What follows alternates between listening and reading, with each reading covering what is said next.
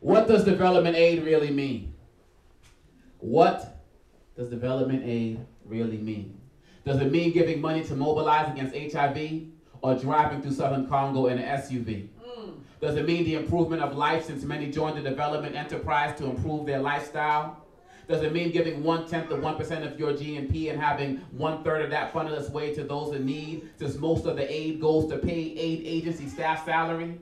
What does it mean? You see, development aid is well-intentioned, but in this new millennium, we have to learn our lesson, because I'd rather have no aid than slow aid or low aid if it means that a government will give money for pipelines and pesticides, but indirectly support a genocide. Or have we forgotten the extreme case of Rwanda, where 80% of their development aid went to the pre-genocidal government, although all of the signs of the genocide were already in place. But agencies for aid paid it no mind as long as that well water became potable, or that fertilizer ferry became floatable, or that notable rise in literacy became noticeable, just noticeable to give more uplifting, quotable statistics on the report back to donors.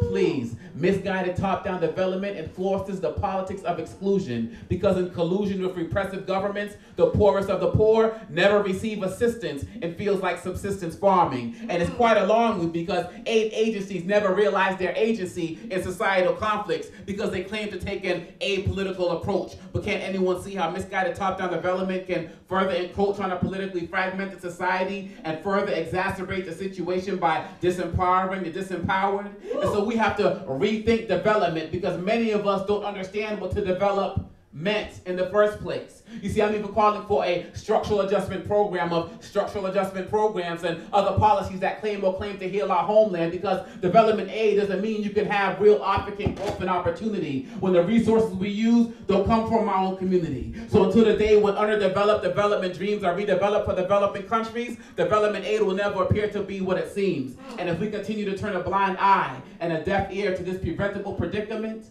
then the poorest of the world's poor will continue to ask, what does development aid really mean? Thank you.